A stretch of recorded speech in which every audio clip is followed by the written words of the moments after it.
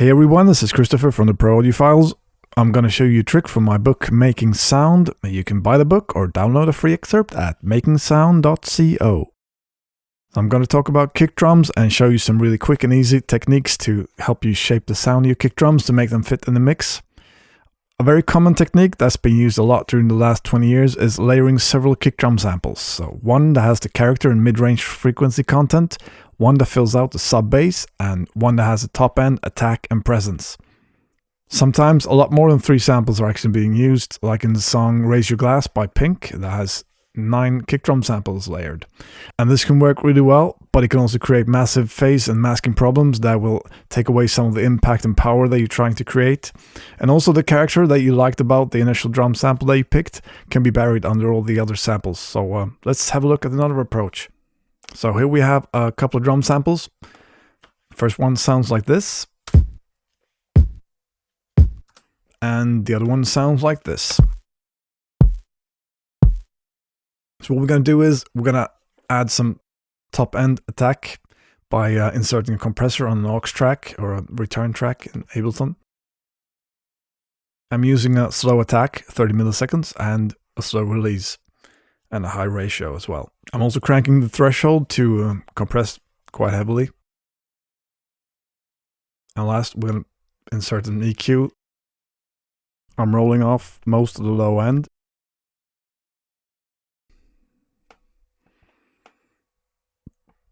And we're boosting in the mid-range. I'm boosting up around 2.8 kilohertz.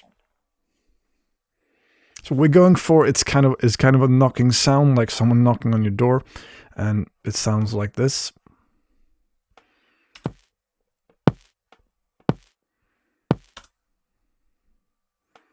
For that sample, and the other one will sound more like this. Okay, so let's listen to the first sample without the effect, and let's add it.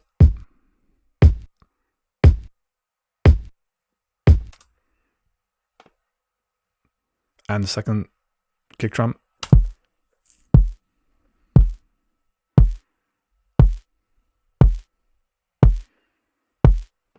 Okay, so the next thing we're going to do is we're going to take care of the low end. 808 kick drums are very good at this, but sometimes they're really hard to get in tune with a track, and unless you have the real thing sitting in your studio, you'll be working with samples that are not very flexible. So I'm going to use a sine tone instead. So any simple synthesizer can do this. I'm adding a sine tone, and I'm going to draw in a note.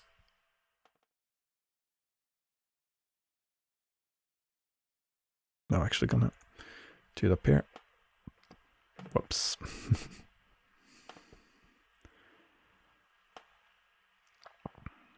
So the good thing about this is you can decide exactly what note you want. So pick one that's works with the key you're working in.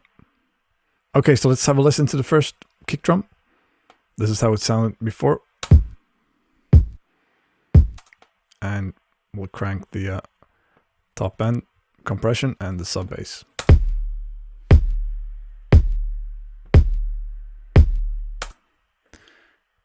And the second one before. And let's use the top end effect and the sub bass. Of course, you can add as much or as little as you want. You can also add some distortion to the sub bass, so you can hear it on smaller speakers. So let's listen to it in context. Okay, so I have a track here for you. We're going to listen to a few bars. I'm using this technique on the kick drum, and I'm going to remove it, and we'll hear the difference. So here we go.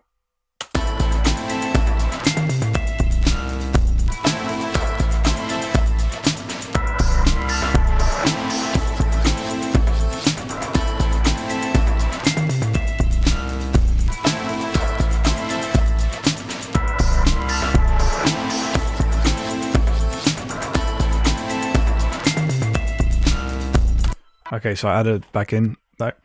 So there you go. Don't forget to check out my book Making Sound at makingsound.co, and I'll see you next time.